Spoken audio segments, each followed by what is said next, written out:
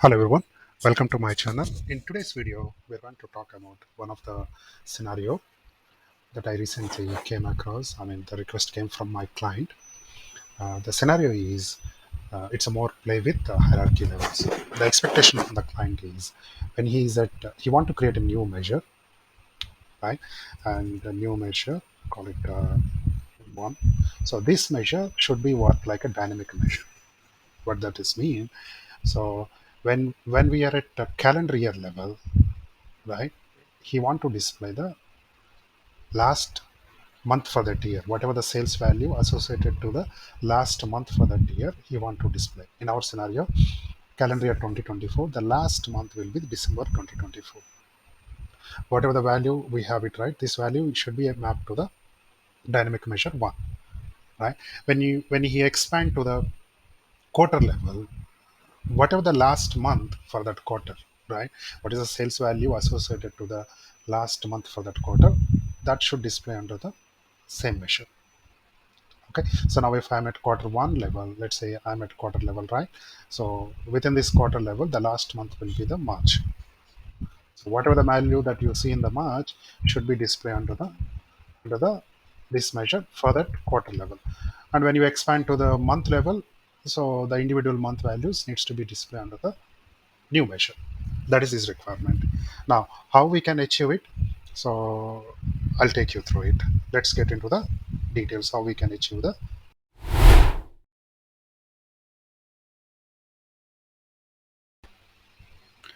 So let me bring my Visual Studio. Here is my Visual Studio where Tabular Cube is loaded already, and this is the where we have hierarchies that already prepared in my time dimension. You can see here I have the calendar year hierarchy, and here we have the levels: year level, quarter level, and month level.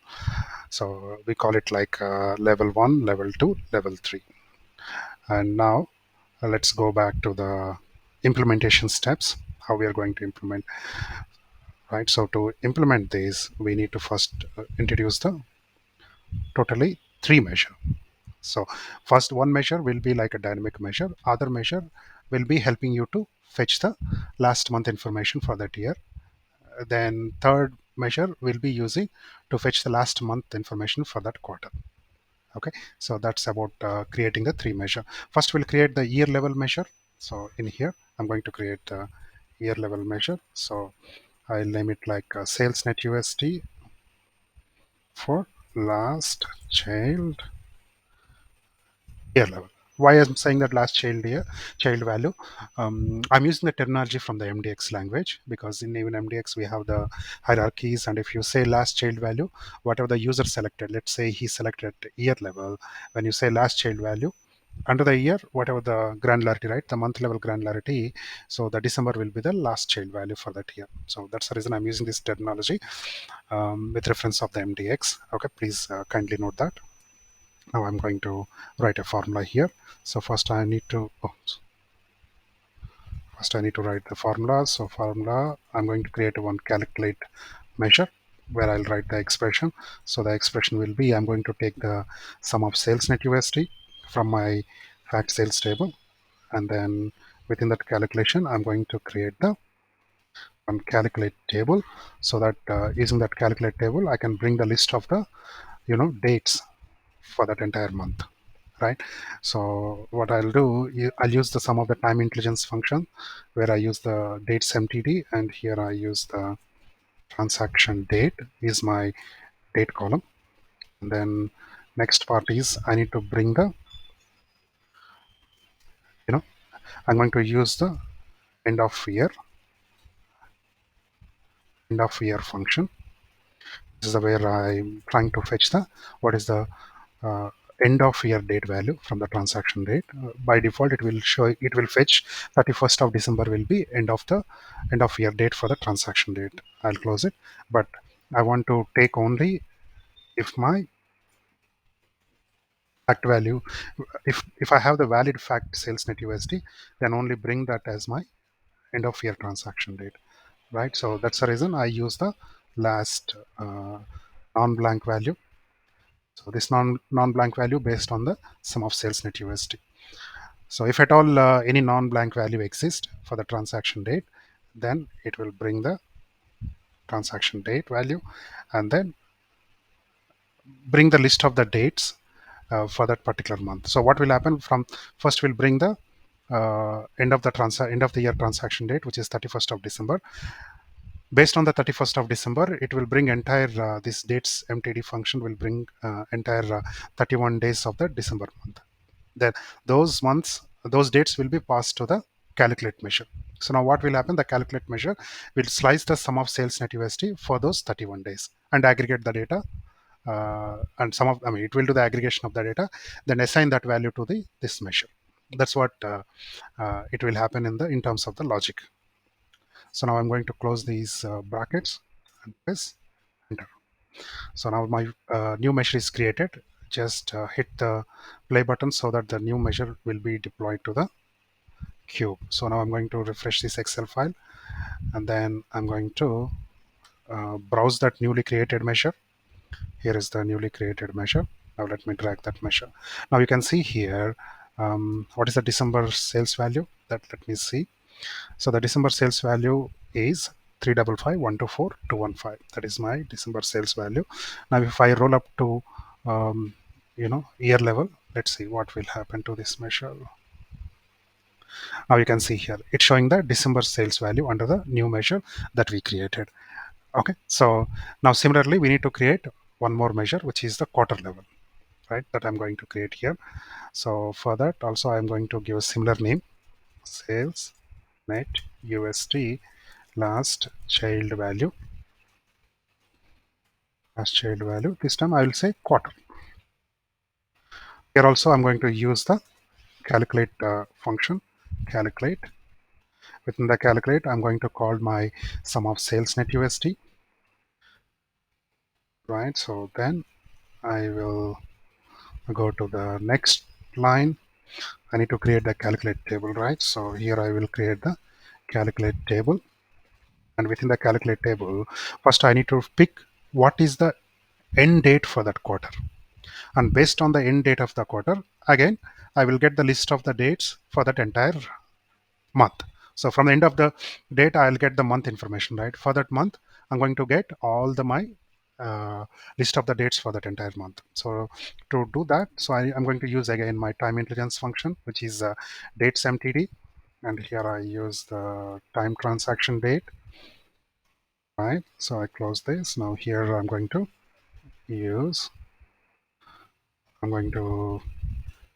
sorry. What I'll do, I will borrow the formula from here instead of writing. So here again, what I'm going to do, I'll paste it, but this time instead of here I will use the quarter, right? So now I'm good. Sorry, I changed in wrong place. Press escape. Okay, I need to paste it here. Okay, paste. And this time instead of here I'm going to use the quarter. Now my second metric is ready, right? So now I'm going to deploy the second metric, right? So now I'm going to here in the Excel, then browse that measure. Let me bring that measure here. So I'm going to add it here, and here it's showing the year level. It's showing the end of quarter, right? Year level, it will be the Q4 will be my end of quarter. Under the Q4 again, it will bring the December sales information. That's the reason this measure is so showing the same value whatever you see under the last child year metric. Now if I expand this measure to quarter level, now you can see here the year level measure, it will continue showing the December value for all the quarters, but last child quarter measure, it will show what is the last month revenue, last month sales value for that quarter. It will show. Now if I expand here, so remember this 215 is my sales value. Now if I expand here, I think this is the bad quarter to refer. Now let me expand the Q2. So remember this 332, this number. When I expand this quarter, and you can see which is my last quarter here. April, May, June. So June value, this is the sales net USD. Same value is displaying under the last child quarter. That means our function is, our new measure is working. So if you are at quarter level, it's taking the last month value for that quarter. If you are at year level, it's taking the last month for that year. Whatever the sales value is there, it's picking up. That's good. But my requirement is, my goal is not to create the two metrics. I want to take only the one measure. That measure should work dynamically. That is my end goal. Now we are going to create a third metric, which will be like a dynamic metric again. So this metric, the third metric, will be depending on the previous two metrics that we created. Now let's see how we are going to use it. I mean, how we are going to create it. So I'll say here dynamic measure. I'll say 1 for last child value. Okay, so then here I'll start using the if statement, because it's a behavior I need to implement, right? So I definitely, if for case statements, we need to use it. In DAX, we have the if statement. I'm going to use the if statement. In if statement, what I'll do, I will use the is filtered. Here I'm going to capture the selection. So I use the is filtered function. So under the is filtered, I'm going to use, make sure that, so I'm at calendar year. So I selected the calendar year. Make sure we don't select quarter and month here, right? So is filtered, and I'm going to use dim time, sorry, calendar quarter. At the same time, we are going to do the same condition for the calendar month. Calendar month. So when this action happened, do I need to display anything? Yes, I want to display when we are at year level, right? So we need to display the, we need to call our last child year metric. Okay, so now let me type that. Where is this? This is the way. This is the metric I want to display at year level.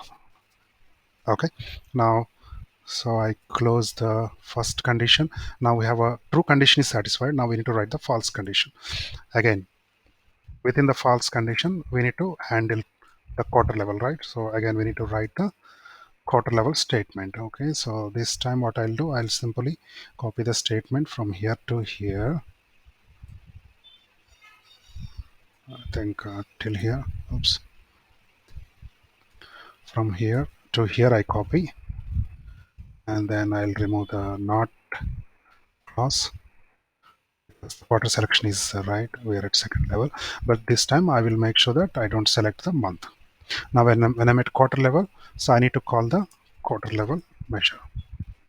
Okay, so that will be my last child quarter metric, right? So again, nested if condition we wrote, one true condition is passed, then again within here we need to write the month level, right? So when we move to the month level, what needs to be displayed, that we need to tell to system.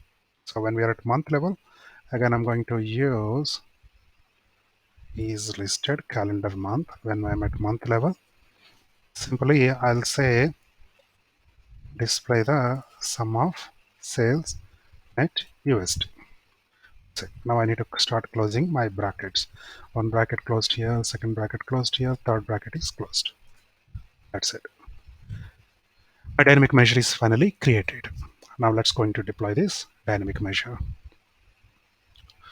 Okay, so deployed the cube solution. Now I'm going to refresh my file. Okay, so now here I'm going to drag this measure. Now let me remove these two measures. Okay, now you can see here. Let's start looking at. So for Q4, what is the December month value? Which is the, this is the value needs to be displayed for this dynamic measure. And quarter level, this is the value needs to be displayed. Okay, good. So now collapse. So yeah, first condition is passed. This metric is showing the December month sales value, and we are at year level. If I expand to the quarter level, it's showing the last month sales for that quarter. Okay, when you are at a month level, it's simply displaying whatever the month value is available for that selected month. So April, since we are at April, so April sales net USD is equal to the last child value.